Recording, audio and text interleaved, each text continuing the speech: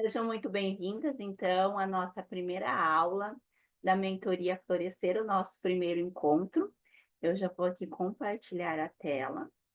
A gente já vai começar. é,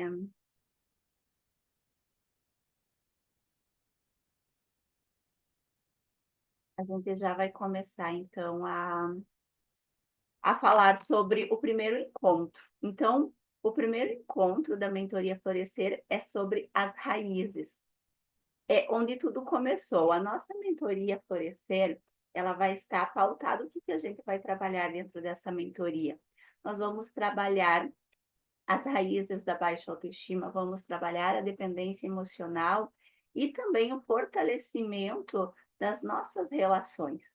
E quando se fala em relações, não é somente relações amorosas, mas também é com os nossos filhos, é com os nossos pais, com os colegas de trabalho, com os nossos amigos.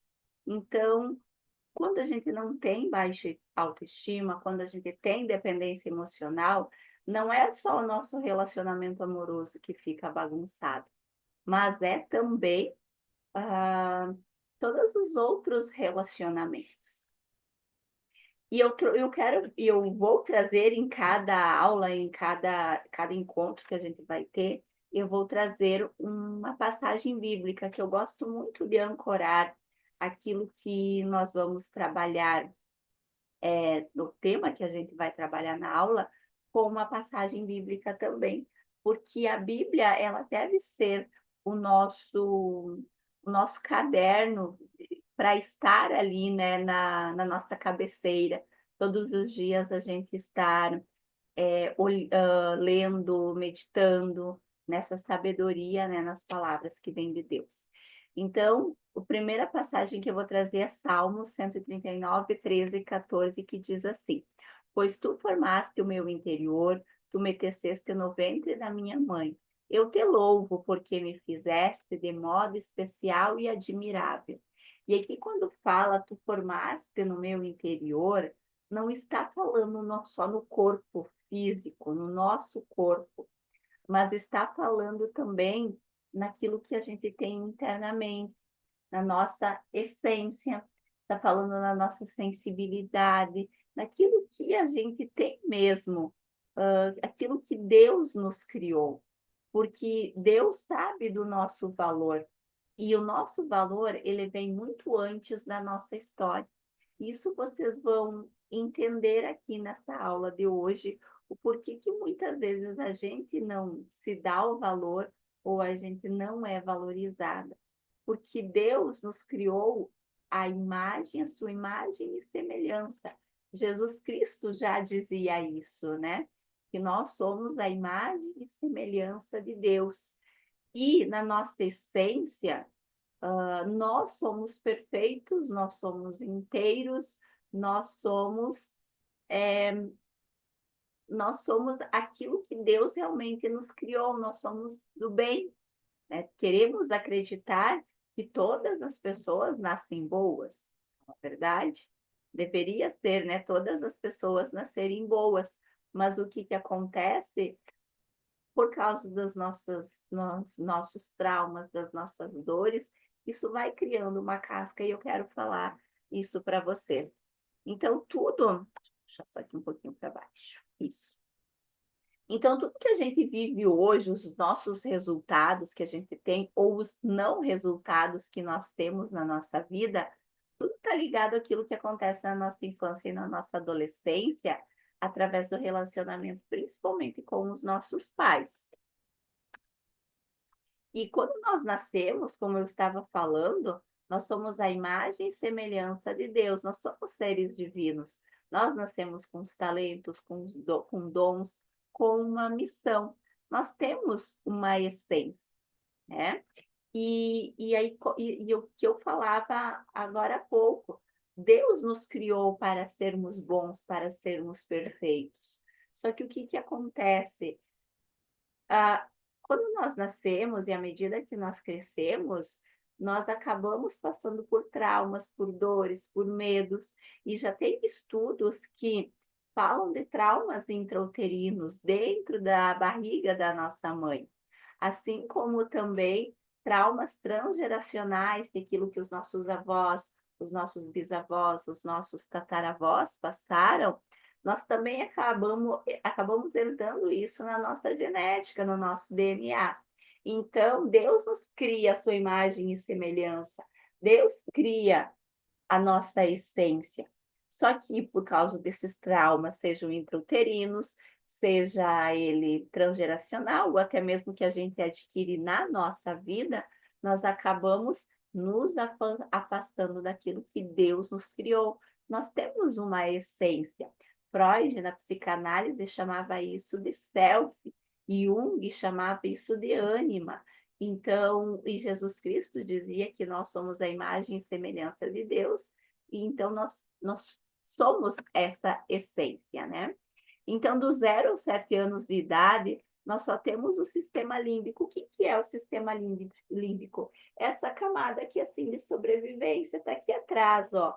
Aqui, ó, tem o hipocampo, o hipotálamo. Então, nessa partezinha aqui, que eu estou mostrando aqui com a flechinha, existe essa camada de sobrevivência. O córtex pré-frontal, que é essa parte mais atual do cérebro, né, que é essa parte mais,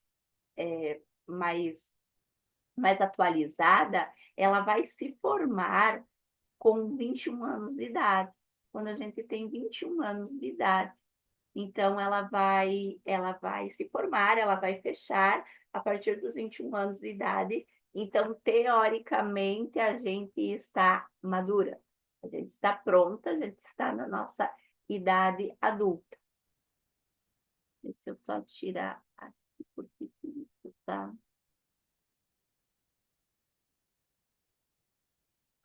aparecendo um negócio. Aqui continua aparecendo, mas enfim. Então, o que acontece? Do 0 aos 7 anos de idade, nós não temos o córtex frontal bem desenvolvido. Então, nós só temos essa partezinha aqui, que é o nosso sistema límbico, que é aqui que é a sobrevivência. O que acontece? Nessa idade, eu falo assim muito de pessoas narcisistas, né? E tem muito essa questão de narcisismo, mas todos nós fomos narcisistas na nossa primeira infância. Todos nós temos essa coisa narcísica dentro de nós. E por que nós temos isso? Porque se a gente não fosse, o que é uma pessoa narcísica? Uma pessoa que só olha para o próprio umbigo. É uma pessoa, né, teoricamente, né, basicamente falando, claro que tem várias situações, vários níveis, né, mas basicamente para vocês entenderem, uma pessoa narcísica é aquela pessoa que ela está preocupada só com aquilo que acontece com ela, não quer saber o que acontece ao redor. Então, até os 7, 8 anos de idade, nós somos, sim, seres narcísicos. Por quê? Porque se a gente não chora, a gente não ganha comida, a gente não é trocado, a gente não se leva a gente no banheiro, não atende as nossas necessidades básicas, né? Então, e isso é um sistema de sobrevivência, de luta ou fuga. Então, a gente está sempre hipervigilante, porque essa parte do cérebro faz com que ou você se manifesta para você sobreviver, ou você vai morrer. Né? Então, é o cérebro te mandando sinais, sinapses de que ou você se manifesta, você chora, você grita, enfim, para você ser alimentado, para você ser cuidado, para você dormir, para você ser trocado. Então, todos nós temos essa questão narcísica nos primeiros anos da nossa vida, por uma questão de sobrevivência. E o que manda, então, na nossa vida, o que rege o nosso cérebro, é esse nosso sistema límbico e é esse hipocampo aqui, certo? Então, quando a gente nasce, todos esses traumas, eles vão criando uma casca por cima dessa essência. Lembra-se que Deus criou nós com uma essência. Para você entender isso, lembre-se de uma cebola ou de um repolho. Então, tem cascas, tem camadas. Dentro, no núcleo, né? No núcleo da cebola, no núcleo do repolho, existe a essência, a mesma coisa nós. No nosso interior existe a nossa essência. Só que com o passar do tempo, conforme a gente vai crescendo, conforme a gente vai vivendo, a gente vai colocando cascas, colocando roupas para nós proteger essa essência. Para nós proteger. Por quê? Porque é uma forma de sobreviver, a gente precisa sobreviver. Então, nós nascemos perfeitas, só que existiu algum problema, seja a nossa mãe que passou por alguma dificuldade na gestação, ou ela teve depressão pós-parto, ou o nosso parto foi um parto difícil, a gente teve que nascer por fórceps. Enfim, aconteceu alguma coisa no nosso parto, ou do 0 aos 7 anos de idade, que é o nosso primeiro setênio, a gente passou por mudanças, por instabilidade financeira, por separação, por doenças, por brigas, por nascimentos de irmãos que não foram planejados. Talvez os nossos pais não queriam mais ter filhos e acabou que aconteceu. Então, existiu toda uma frustração na família, né? E por mortes de pessoas queridas, talvez. Ou seja, esse hipocampo, esse sistema límbico, ele liga um alerta desde pequeno.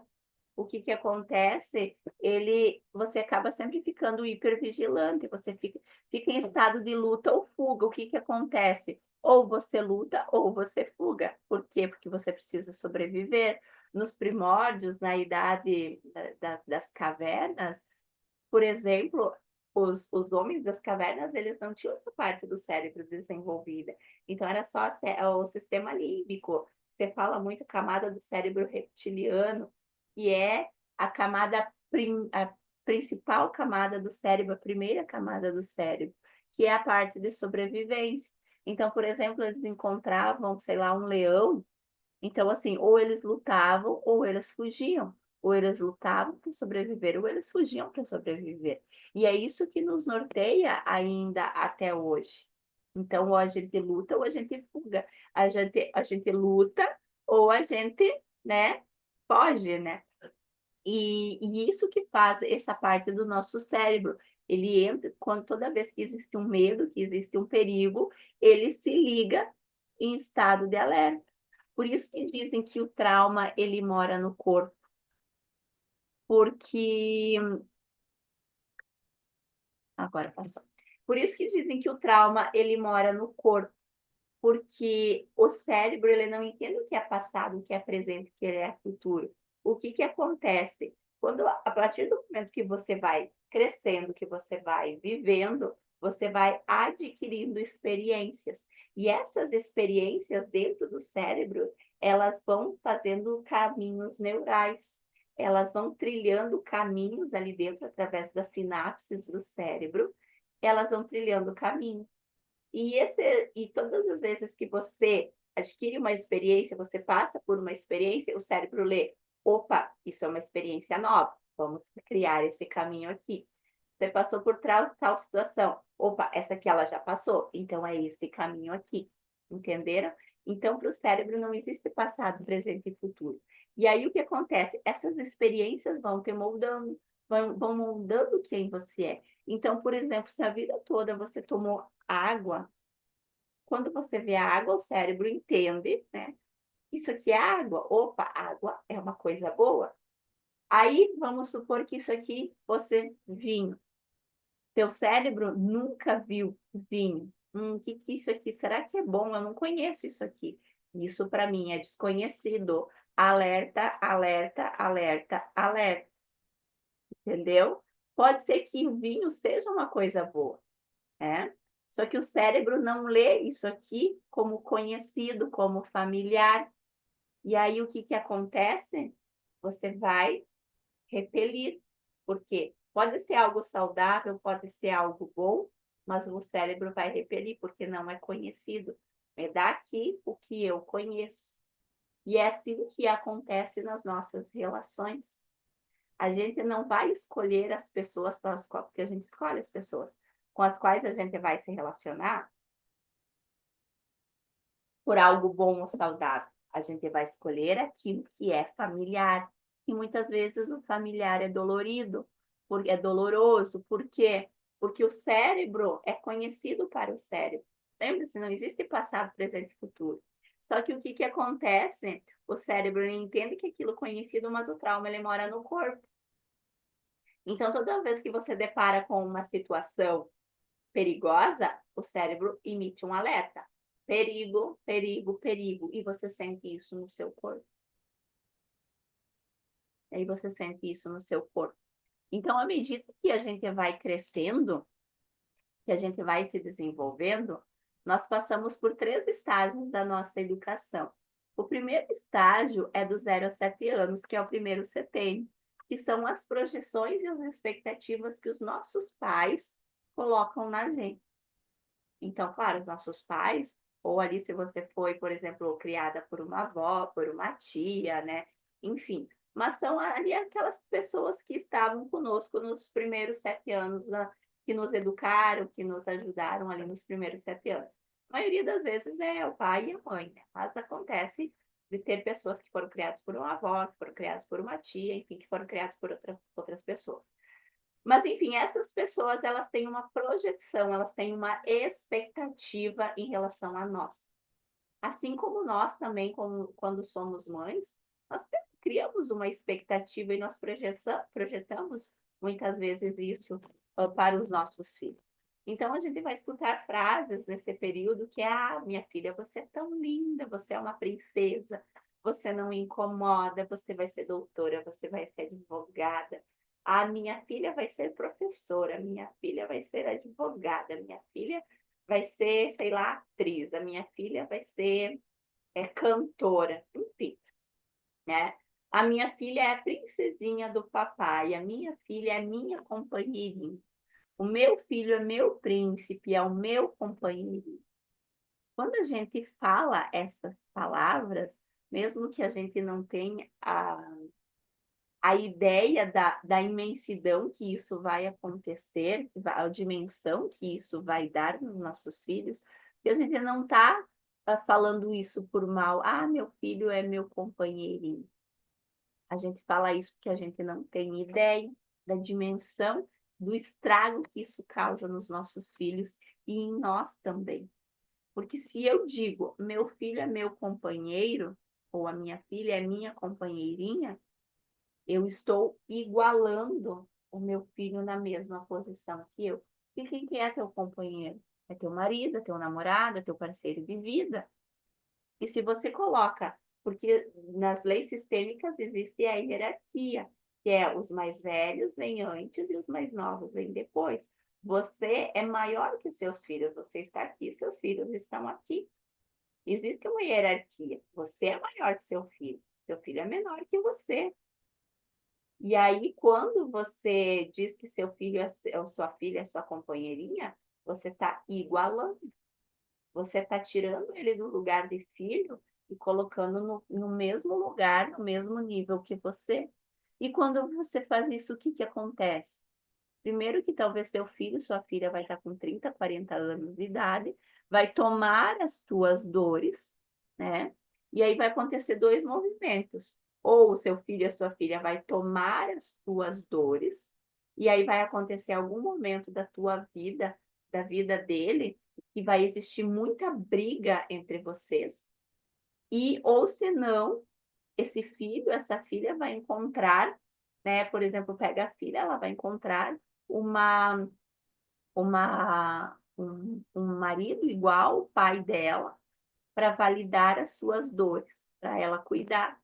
E talvez esse filho, com 30, 40 anos de idade, vai ainda morar com você, ainda não vai conseguir ter uma família, ou quando tiver uma família vai estar sempre na sua casa, vai depender de você.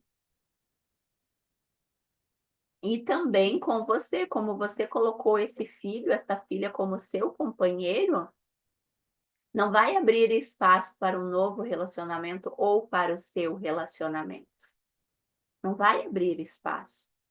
E aí o que que acontece? Quando não existe, quando alguém já do teu lado já está ocupando esse lugar que deveria ser do seu marido, do seu namorado, do seu parceiro, essa pessoa ela fica indisponível. Então, a gente precisa ter muito cuidado com aquilo que a gente fala para os nossos filhos, Ou então, ah, minha filha só incomoda, minha filha não para, minha filha é difícil, minha filha é uma criança difícil. Então, todas essas crenças que a gente fala, muitas vezes a gente fala sem querer. Às vezes a gente não tem esse conhecimento. Claro que agora vocês vão ter esse conhecimento e essa consciência, dentro da mentoria. Mas muitas vezes a gente fala isso na raiva, na quando a gente não tem paciência, né, e a gente não tem ideia. É diferente de colocar limites, né. Então, a gente sim precisa acolher as dores, os sentimentos dos nossos filhos, mas entender que nós somos maior que eles nos devem respeito. E uma coisa assim, nós como mães, nós precisamos, e como pais, né, a gente precisa entender o seguinte: nós não somos amigos dos nossos filhos. Porque se a gente é amigo, a gente está também igualando a nossa posição em relação a eles. Ou a gente está elevando a posição deles, ou a gente está descendo na posição deles. Nós sim precisamos acolher os sentimentos deles, as frustrações deles, aquilo que eles estão sentindo. Nós sim precisamos estar ali sendo o amparo, o apoio, a segurança. Com certeza, a gente precisa disso, a gente precisa fazer isso. Só que nós não podemos nos igualar como amigos, nós precisamos colocar esse limite, impor esse limite com respeito, porque se a gente não faz isso, eles acabam perdendo, a gente acaba perdendo a autoridade em relação aos filhos. Então, essas projeções, elas acontecem no primeiro setênio e elas são colocadas dentro do nosso cérebro como verdades absolutas. As crenças, o que que são crenças? São verdades absolutas. Então, você entendeu que você era amada só quando você fizesse algo bom, quando você era queridinha, quando você era boazinha, quando você não reclamava, quando você cumpria as expectativas, as exigências das outras pessoas. Então você começa a ver o seu valor no servir, no ajudar, no calar, porque o que que acontece? Ah, por exemplo, a minha filha não me incomoda, a minha filha é quietinha, a minha filha é boazinha. Aí quando você vai falar alguma coisa, você é calada. E aí você entende assim: "Opa, para mim ser amada, eu preciso ficar quietinha, eu preciso ser boazinha, eu preciso fazer tudo que as outras pessoas pedem, assim eu vou receber amor". Porque se você falar aquilo que você pensa, você é cobrada. Se você falar a tua opinião, as pessoas ali, o teu pai e tua mãe vão te xingar, vão te bater.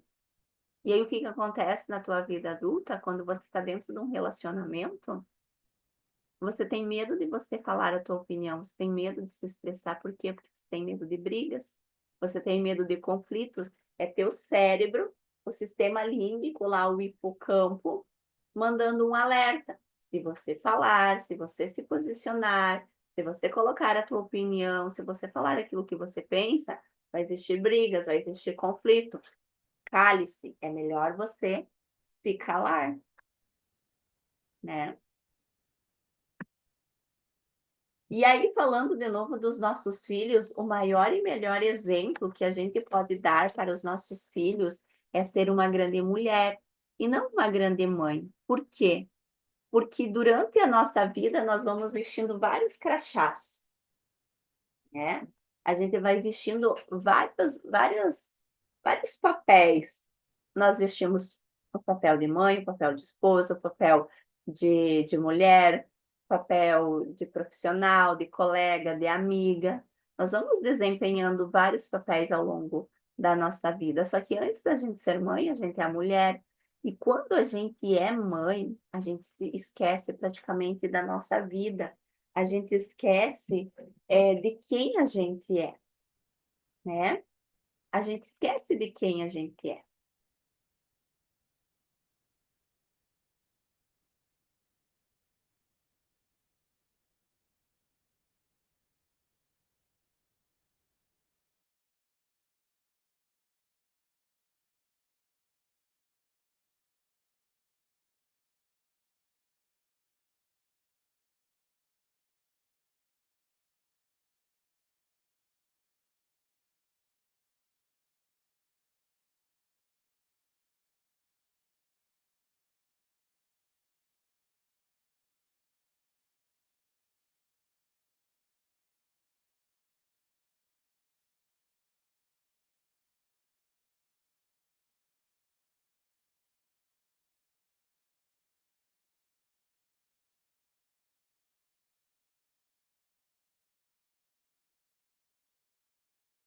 Vou voltar.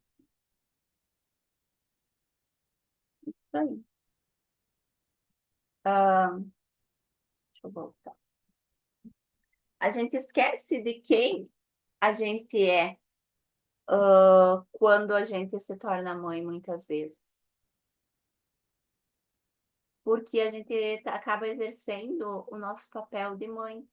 Somente o nosso papel de mãe. A gente deixa de ser mulher, a gente deixa de sair, a gente deixa de fazer aquilo que a gente gosta. E sim, por um momento da nossa maternidade, a gente vai passar por essa situação de que nós precisamos nos dedicar quase que 100% para os nossos filhos, até mesmo porque eles precisam sobreviver.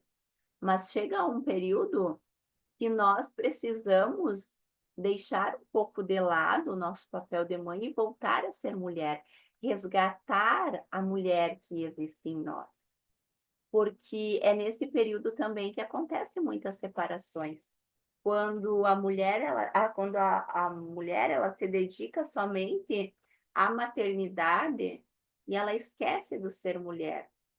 Só que o que que acontece? Se a gente só faz esse movimento de ser mãe, de ser mãe, de ser mãe, vai chegar num período da vida dos nossos filhos que primeiro a gente tem que entender que vai chegar um período que a gente não é mais útil para eles, né? Que a gente não é mais útil para eles e que eles vão andar por conta própria. E aí, o que que você vai fazer da tua vida, né?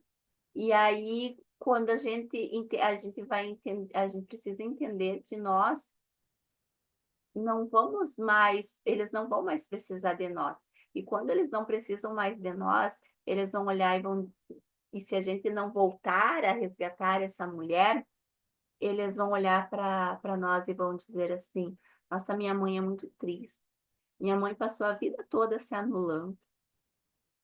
Minha mãe passou a vida toda se calando. Minha mãe passou a vida toda estressada, nervosa, sobrecarregada. Será que é esse exemplo que vocês querem deixar para os filhos de vocês? Ou será que vocês querem que os filhos de vocês olhem para vocês quando eles são adultos e dizem: nossa, minha mãe é uma mulher incrível, é uma mulher maravilhosa, ela é feliz, ela é leve, é uma mulher interessante, ela se cuida, ela se arruma,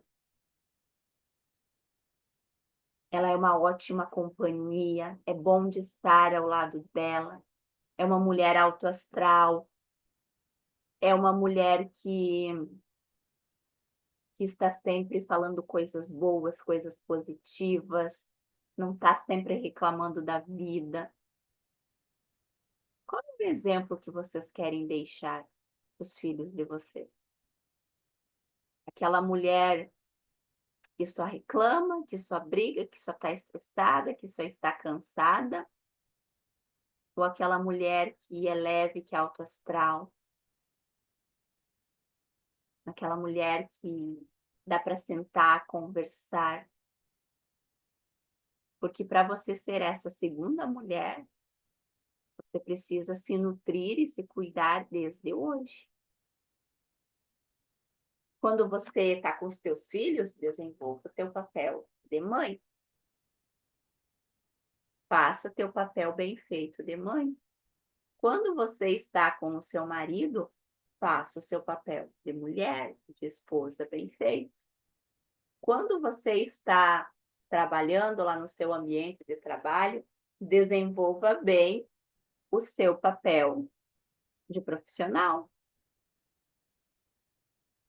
Não tem como você estar lá no seu ambiente de trabalho e você querer ser uma boa mãe, porque você não vai ser nesse momento, você está desenvolvendo o seu papel de profissional. Quando você chegar em casa, quando você está com seus filhos, você vai desenvolver o seu papel de mãe. E nós precisamos tirar essa culpa das nossas costas, a culpa que muitas vezes a sociedade impõe para a gente, de ser uma péssima mãe, uma péssima profissional. A gente está o tempo todo se culpando. E a gente tem que parar com isso. E como a gente para com isso? Sabendo são os nossos papéis e qual é o nosso valor. e porque Deus nos criou, acessando a nossa essência. Então, o primeiro estágio que acontece dos 0 aos 7 anos de idade são as projeções que os nossos pais colocam em cima da gente, as expectativas que eles têm em relação a nós, e que muitas vezes não, nós também fizemos isso em relação aos nossos filhos. O segundo estágio acontece no segundo setênio, que é dos 7 aos 14 anos de idade, que é o estágio da imitação. Claro que acontece um pouco antes, né? Por exemplo, a criança ali, ela vai olhar o pai e a mãe caminhar, ela vai imitar, ela vai aprender a caminhar. Ela vai ali imitar os outros falarem, então ela vai aprender a falar. Mas ela fica muito mais clara essa fase da imitação nesse segundo setênio. Então, quando começa a imitar as outras pessoas, a forma como as outras pessoas se vestem, a forma como as outras pessoas se comportam. Nessa fase ali, a criança, ela, né, início da adolescência, ela muitas vezes ela escuta músicas que os amiguinhos estão escutando, e ou começa a questão das bandas, dos ídolos. É nessa fase que começa essa questão da imitação. E eles entram nisso por uma questão de pertencimento.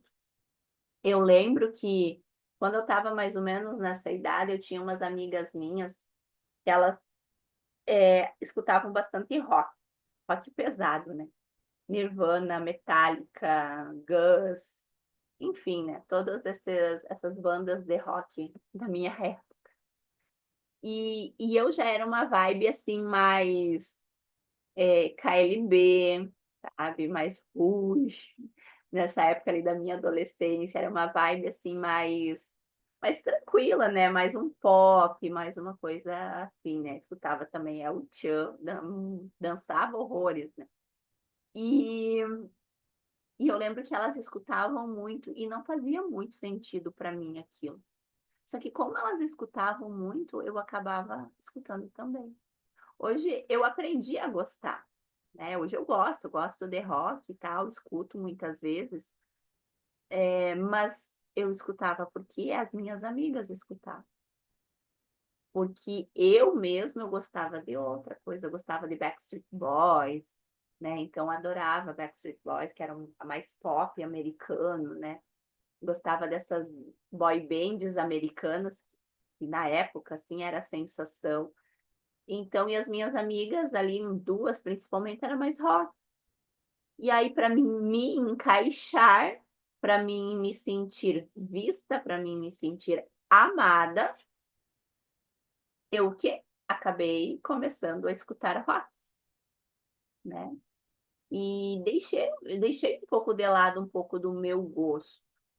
E aí eu lembro que chegou um momento que eu pensei, nossa, mas eu nem gosto assim tanto.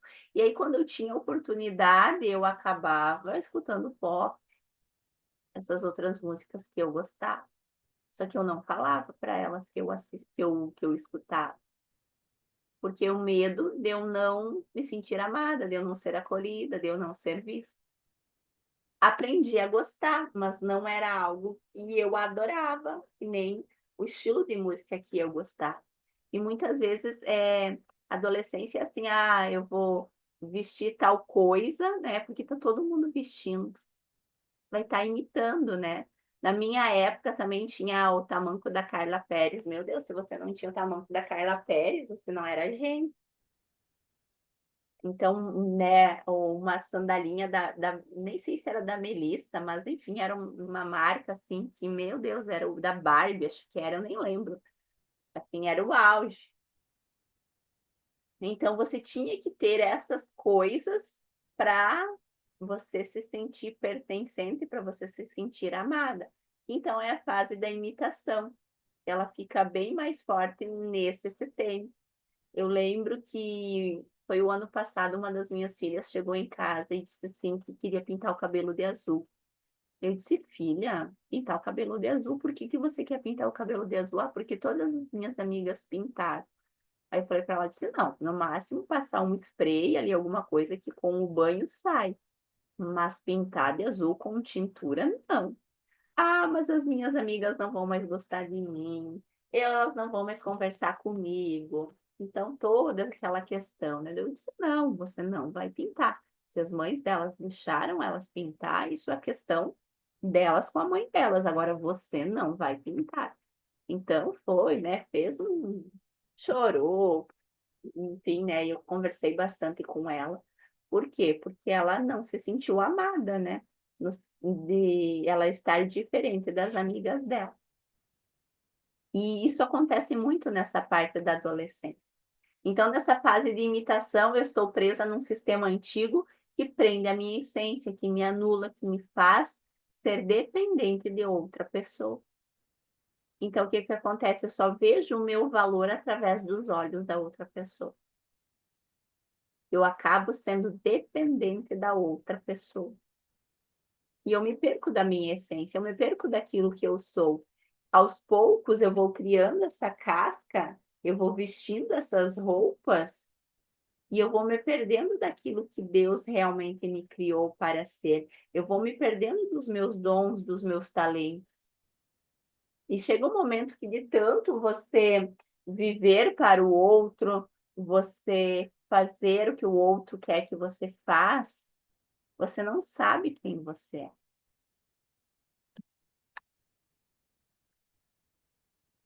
E o terceiro estágio, então, é o estágio da comparação. O estágio da comparação, ele acontece, então, no terceiro setênio, que é dos 14 aos 21 anos.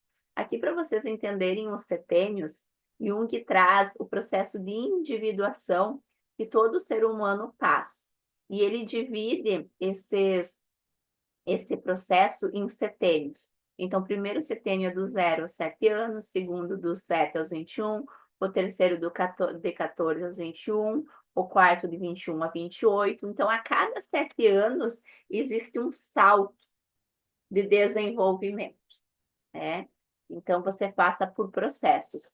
E o terceiro estágio, então, é da comparação, que é até os 21 anos de idade. Depois de 21 anos de idade, teoricamente, você é uma pessoa adulta.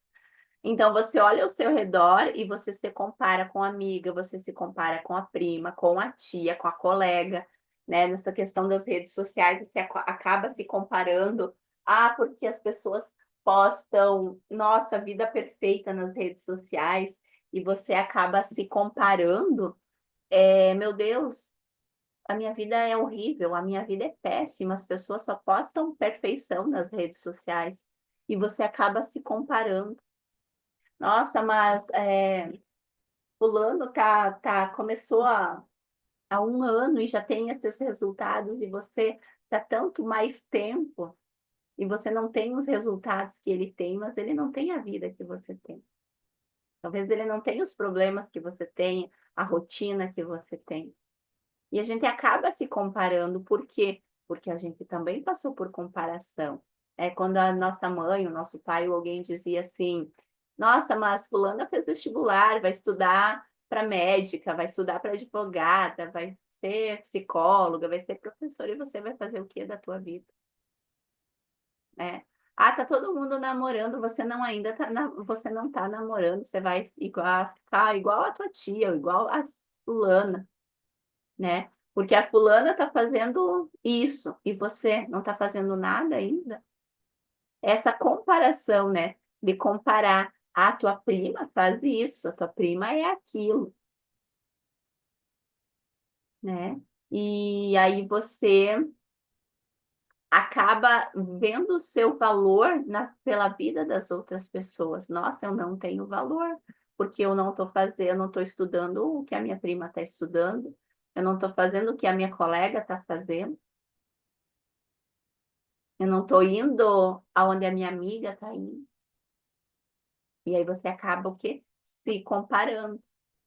Então você olha para tudo isso e você pensa: eu preciso cumprir as expectativas das projeções dos meus pais.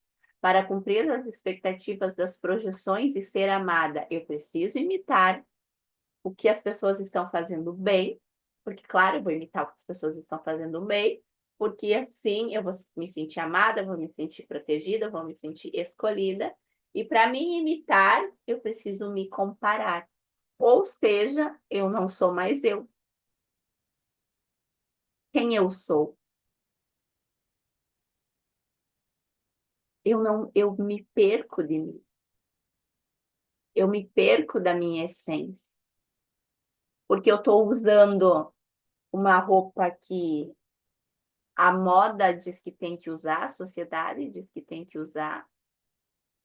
Eu estou num trabalho, numa profissão que os meus pais quiseram que eu tivesse, que eu uma faculdade que eles quisessem que eu fizesse.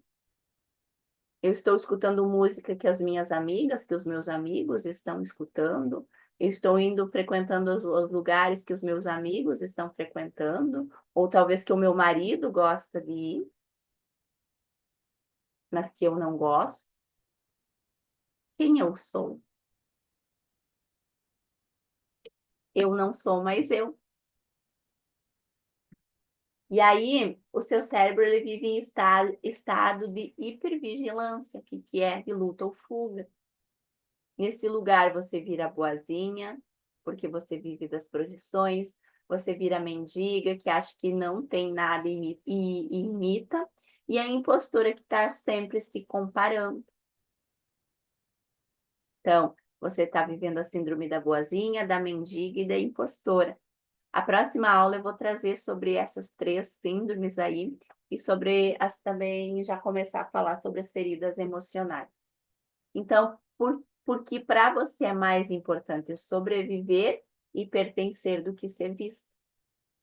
Quando você começa, se você a vida toda você aprendeu que para receber amor você tinha que ajudar as outras pessoas, quando você para de ajudar, o teu cérebro emite um sinal.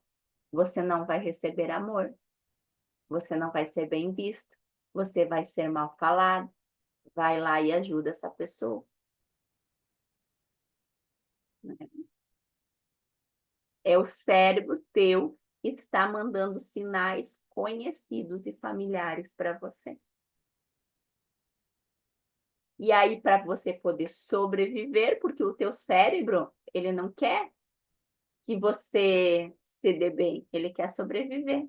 O objetivo principal do cérebro é sobreviver, gente. E ele vai sobreviver através das sinapses que ele tem. E para sobreviver, você quer pertencer e você quer ser vista. Então, você tem que estar disposta a desagradar e que talvez as pessoas não vão gostar de você. Quando você entrou para essa mentoria, ou quando você faz um curso, quando você lê um livro, quando você começa a adquirir conhecimentos e quando você decide que você vai fazer diferente, pode ter certeza que vai acontecer coisas assim. Vocês já pararam para pensar, por exemplo, que quando vocês dizem agora eu vou emagrecer, eu vou fazer regime, pois a fome brota assim de toda a sua ancestralidade, de 350 anos que estavam lá perdida, lá aquela fome, pois aparece ali. Por quê? Porque o teu cérebro, você mandou uma mensagem para o teu cérebro de que agora você vai emagrecer e você vai fazer diferente. E o teu cérebro responde: nós vamos morrer. Come, porque senão nós vamos morrer. Nós estamos em perigo.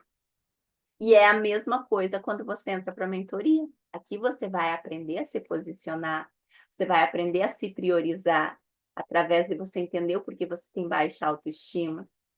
Você vai olhar para dentro. E aí, muitas vezes, as pessoas vão dizer, nossa, mas tá chata, tá arrogante, tá metida. Nossa, tá diferente, eu não te conheço mais, você tá muito diferente, você não é mais você. E que bom que você não é mais você. Eu espero do fundo do coração que chega depois dos 60 dias, vai dar um pouquinho mais, né? Porque vai ter encontros bônus, mas depois do final da nossa mentoria, que você realmente não seja mais você. Que você olhe para o espelho da mulher de janeiro e você não se reconheça mais, ou se você se reconheça muito pouco daquilo que você era. Que bom que você está mudando, que bom que você vai mudar. E nesse processo de mudança, você vai desagradar. As pessoas não vão mais gostar de você. Por quê?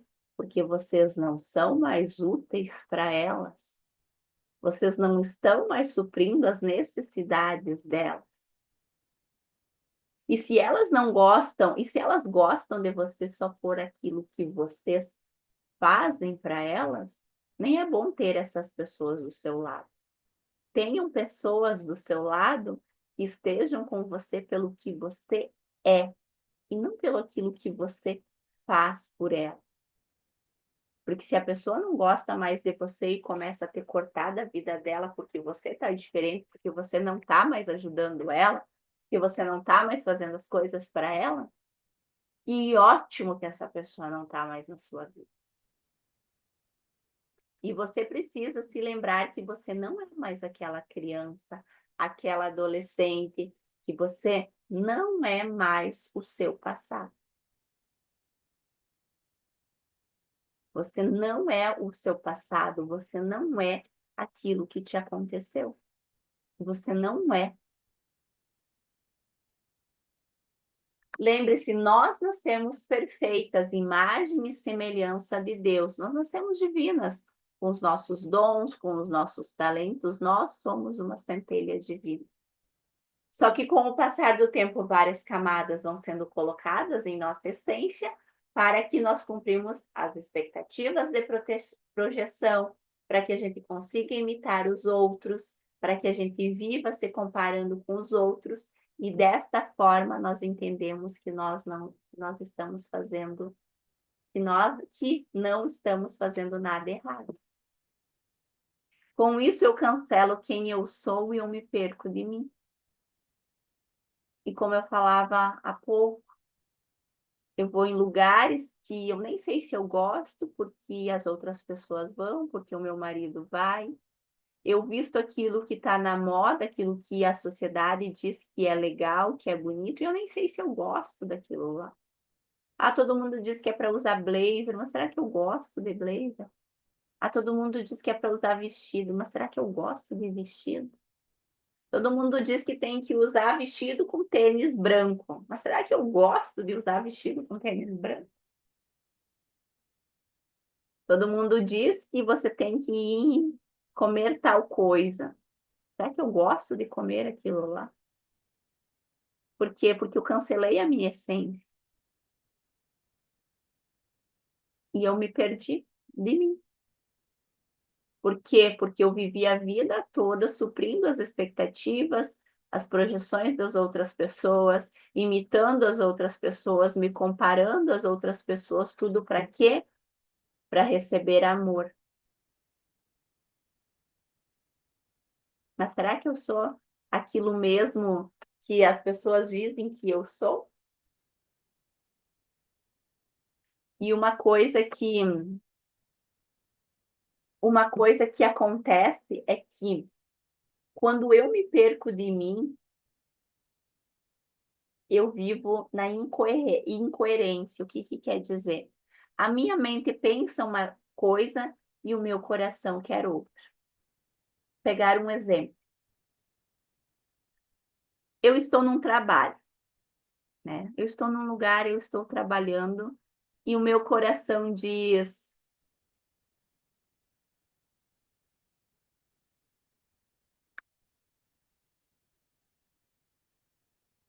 e voltou. Eu não sei por que eu bati aqui, mas tudo bem. Ah, deixa eu abrir.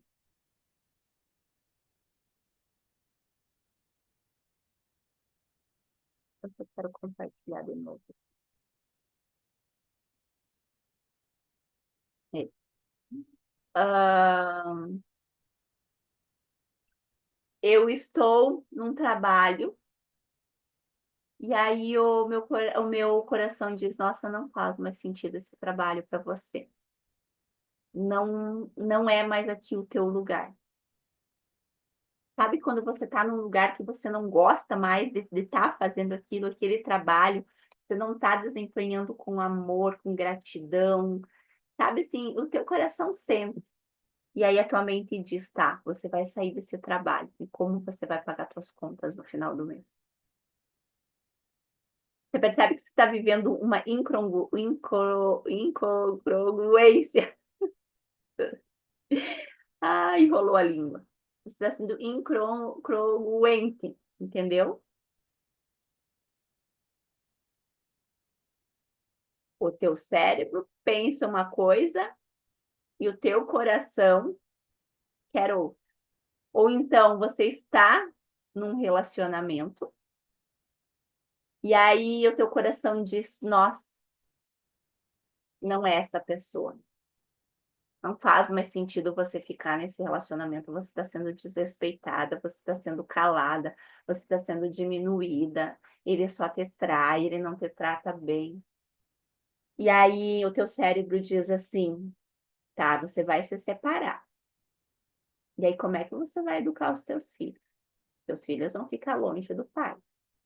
Como é que você vai sobreviver? Você acha que você vai encontrar outra pessoa igual ele? Ou parecida? E muitas vezes o homem diz também. Você não vai encontrar um marido igual eu. E você fica naquele impasse. Você fica naquela incongruência. Por quê? Porque você não sabe quem você é. Você se perdeu de si. O teu coração manda você fazer uma coisa e o teu cérebro diz outra. Como se uma parte do seu corpo vai para a esquerda e outra parte vai para a direita. E tem uma parte de Provérbios que diz que eu amo essa passagem de Provérbios 4:23, que diz assim: sobre tudo que se deve guardar, guarda o teu coração, porque dele procedem as fontes da vida. O coração que fala aqui não é o órgão coração, é a tua essência, é a tua sensibilidade, é aquilo que você é. Guarde isso. Porque se você não guardar quem você é, se você não olhar para quem você não vai viver. Ó, porque dele procedem as fontes da vida. Se você não olhar, se você não guardar a sua essência, você não vai viver. Você vai sobreviver. Por quê? Porque você está perdida de si. E você não sabe quem você é. Porque você está vivendo de acordo com aquilo que os outros disseram que você deveria viver, que você deveria fazer. Como você deveria se vestir, como você deveria se portar. E claro, que eu não estou dizendo que você tem que fazer aquilo que você bem entender, né? Porque, claro, existe precisa ter uma noção também. Essa coisa assim de que meu corpo, minhas regras, minha vida, eu faço o que eu bem entender, também é até certo ponto, né? Mas o que que Deus espera da gente? O que que Deus fez a gente? O que que Ele espera? E quando eu vivo com essa incoerência entre o meu cérebro e o meu coração, eu estou separada do campo de milhares de possibilidades, porque tudo é energia. Você já deve ter ouvido falar que tudo no universo é energia. Só que como eu vivo nessa incoerência, eu não sei aquilo que eu quero para mim. Eu não sei nem quem eu sou, aquilo que eu quero para mim. E aí eu estou separada de milhares de possibilidades que todos os dias o universo, Deus me apresenta. E talvez hoje você está irritada, está chata, né? Você está irritada, está chata, estressada, ansiosa, esfomeada, doente. Só que você não é isso. Você está nesse lugar de estressada, sobrecarregada, nervosa, ansiosa, depressiva, irritada. É porque são coisas que defendem de algo que o teu cérebro acha que está se sentindo ameaçado. Lembra? O cérebro só quer sobreviver. Esse é o objetivo do cérebro, sobreviver. E quando ele vai se sentir ameaçado, ele vai mandar sinais. Só que você não é irritada, chata, estressada, ansiosa, doente, depressiva, sobrecarregada.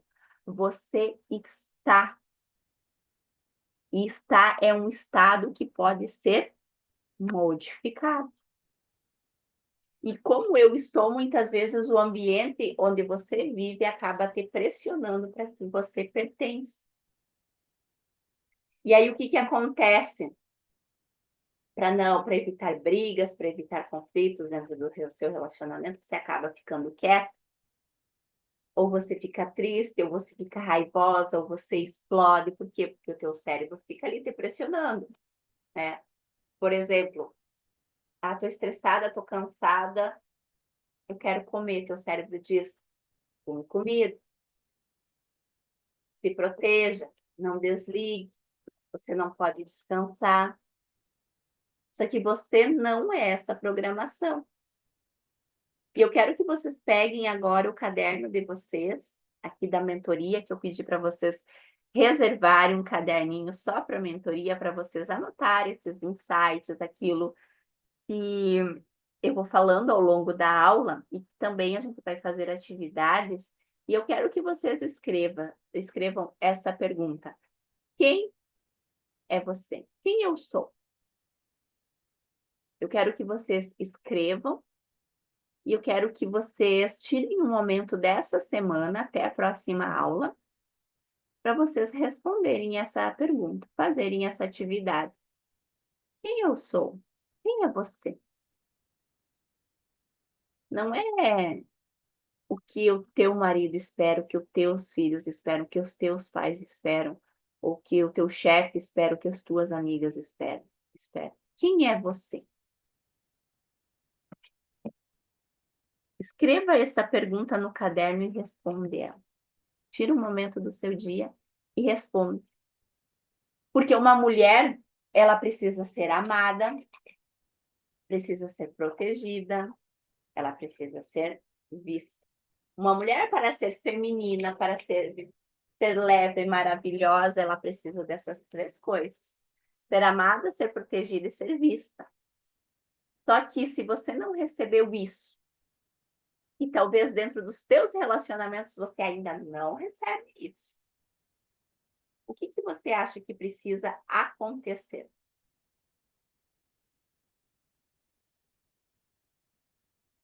Se você não foi amada, talvez não da forma como você entendeu que você precisava ser amada, porque sim, teus pais te amaram, mas não talvez da forma como você queria. Talvez você foi protegida, mas não da forma como você gostaria de ser protegida e vista também. Se você não teve isso na tua infância, na tua adolescência, se talvez hoje dentro do seu relacionamento você não tem, o que você precisa? Você precisa se dar.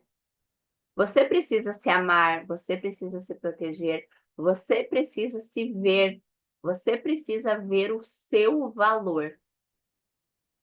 Você precisa se maternar. A partir de hoje, você precisa ser o seu pai e a sua mãe.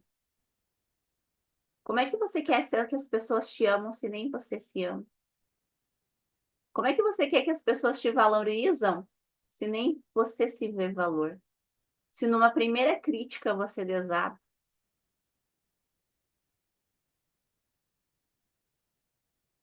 E muitas mulheres, elas acordam de manhã, por exemplo, e hoje eu vou fazer tal coisa, eu vou fazer academia, eu vou ler, eu vou fazer, nossa, planeja assim lindamente o dia.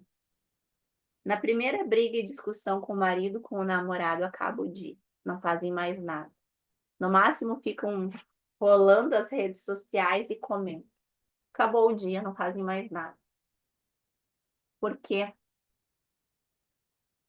Porque na primeira crítica, elas não sabem o seu valor, elas desabam.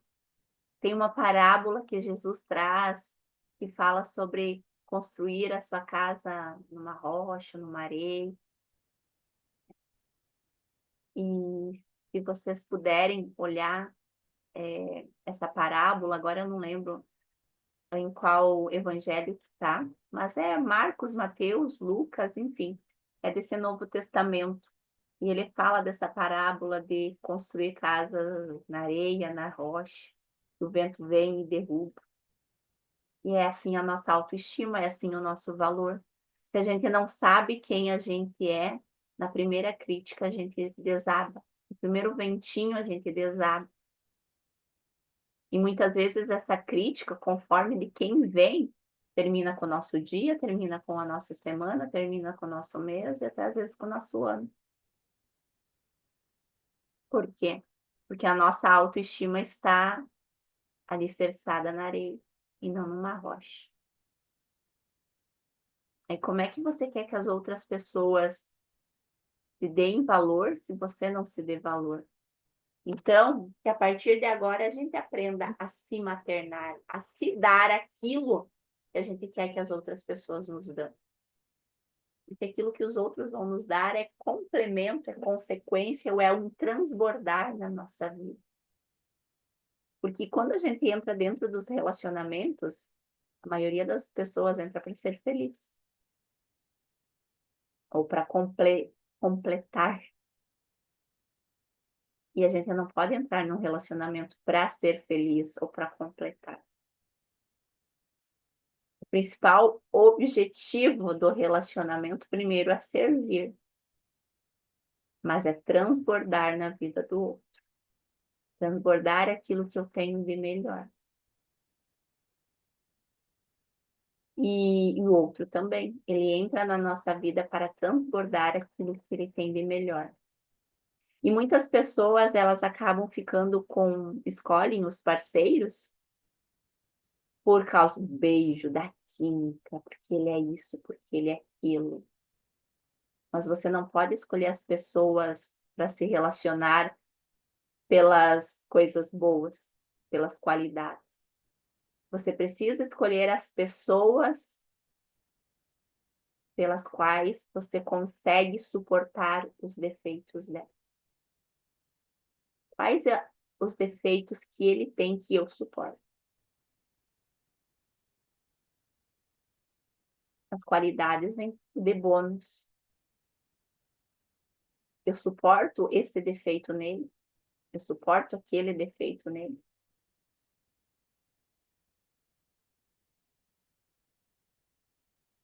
Só que as pessoas, elas não sabem se relacionar porque elas não sabem o seu valor. Elas não foram ensinadas sobre o que é amor. Então elas se esbarram aí nas pessoas e saem se relacionando para serem felizes. Só que elas não são felizes. E elas querem que as outras pessoas lhe dê felicidade. Que lhes amam, protegem, lhe deem valor. Mas que elas mesmas não se dão. E quando você começa a se dar, quando você percebe que determinados lugares não te servem mais, que determinados relacionamentos não fazem mais sentido para você, você começa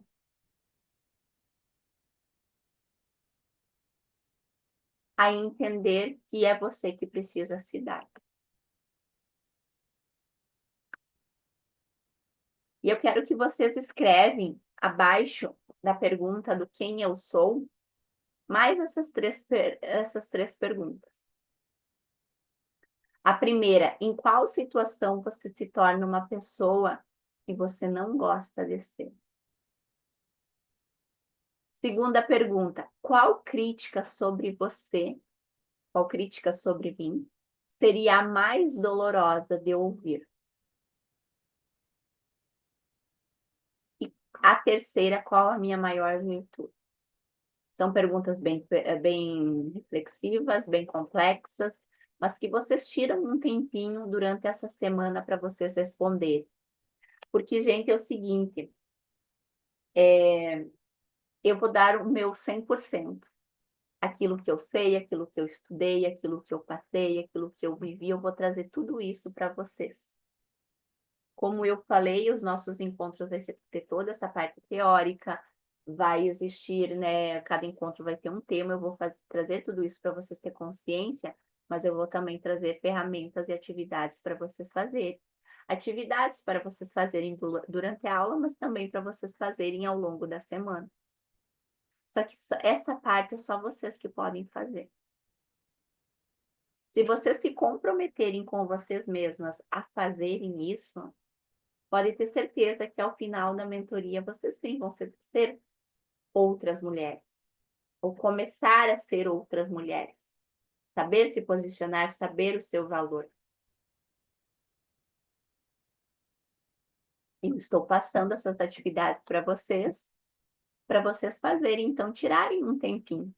Tirarem um tempinho para vocês participar da mentoria de segunda-feira das aulas, para durante a semana vocês também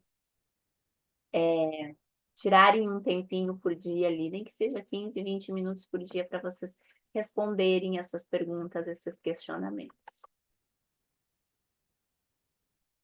Porque você não vai construir uma nova vida apagando tudo que você viveu. Você não vai pegar uma borrachinha e você vai lá apagar aquele relacionamento que aconteceu lá na sua adolescência.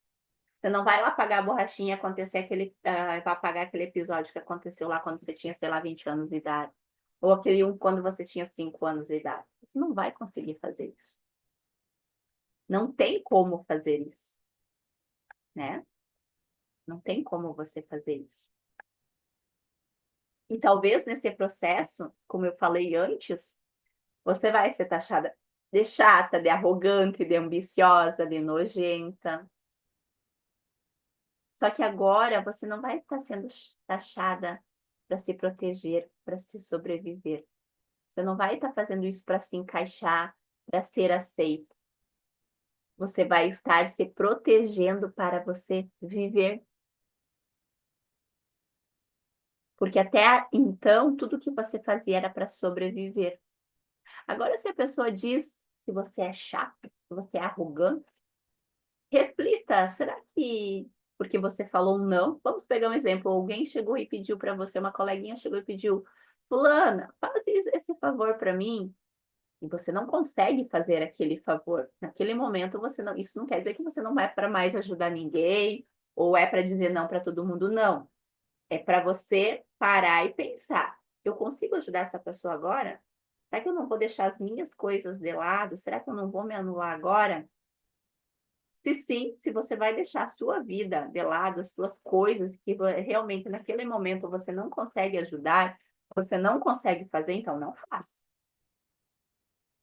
E aí você diz: "Não, eu não consigo fazer agora, mas numa próxima oportunidade, se eu conseguir, eu faço."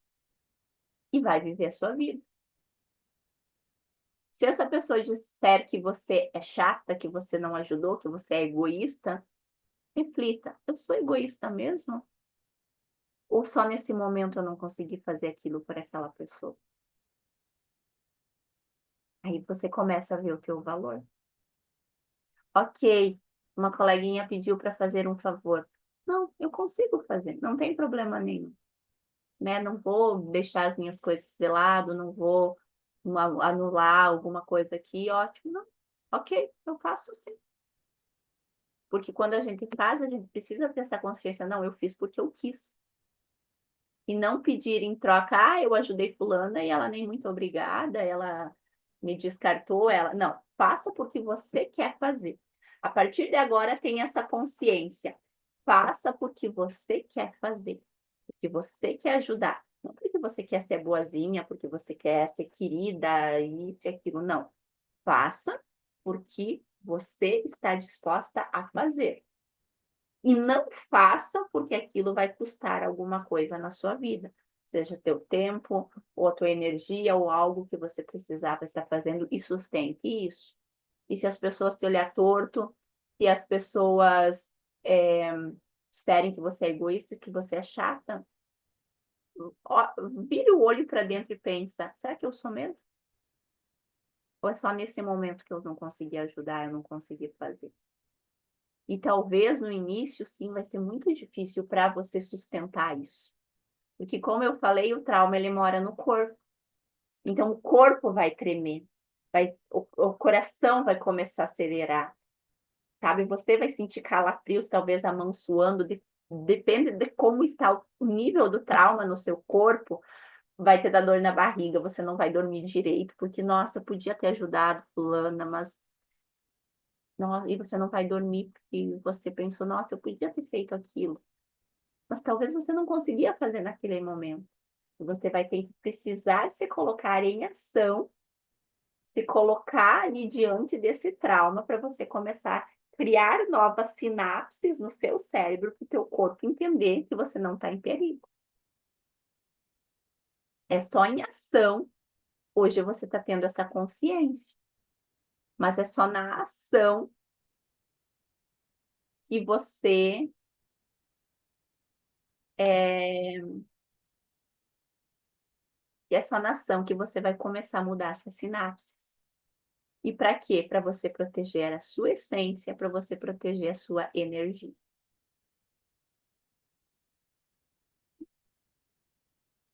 E uma última pergunta: quais são os meus talentos? Quais são os talentos que Deus me deixou? Quais são os talentos que Deus me deu? Essa também é uma pergunta muito profunda.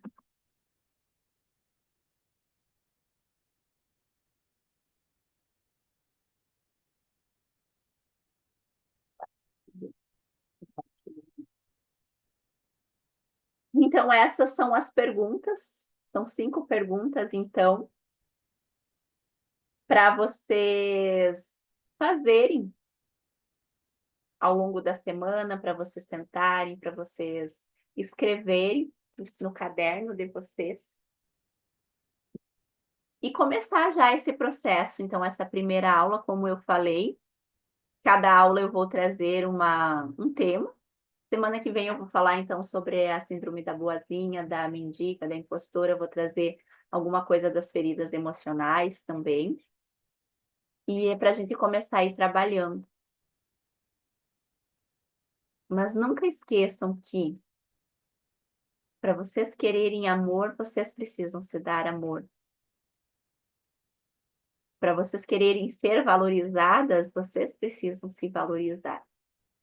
E comecem agora a se observar, observar a postura de vocês, a atitude de vocês.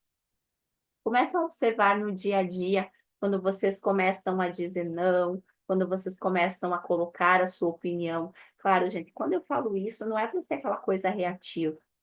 Aí vocês também vão aprender isso ao longo da mentoria. Isso não faz sentido para mim. Uma conversa, a gente comunica os nossos limites, a gente não impõe os nossos limites. A gente comunica. Olha, muito obrigada, mas eu não quero isso aqui. Numa boa. Se a pessoa ficar de cara torta, se a pessoa não gostar, se a pessoa ficar falando mal de você, é sobre ela. Agora, se aquilo te incomodou, é sobre você. E aí se observa. Por que aquela fala daquela pessoa me incomodou? Em que outro momento eu me senti assim? E aí você vai se analisando, você vai se conhecendo, você vai se trabalhando, tá bem? Então, essa foi a nossa primeira aula. Como vocês viram nos slides, eu coloquei muita coisa escrita para vocês também irem acompanhando. Eu ia até fazer por tópico, sabe? Os slides, mas eu pensei, se pode ser dessa forma, né? Depois vocês colocam lá no grupo também. E aí eu vou disponibilizar os slides para vocês, né? O PDF da aula, que daí também vocês vão lendo, vão relendo, vocês querem assistir novamente a aula, daí vocês podem acompanhar lá pelo PDF, podem escrever mais coisas, né? Então, tenham, como eu falei, um caderno da mentoria ali, para vocês, quando vocês puderem ir revendo essas escritas, aquilo que vocês escreveram também, os exercícios, né? Que vai ser passado. Tá bem? Então tá, muito obrigada e nós vemos na próxima aula, segunda que vem. Um beijo e fiquem com Deus.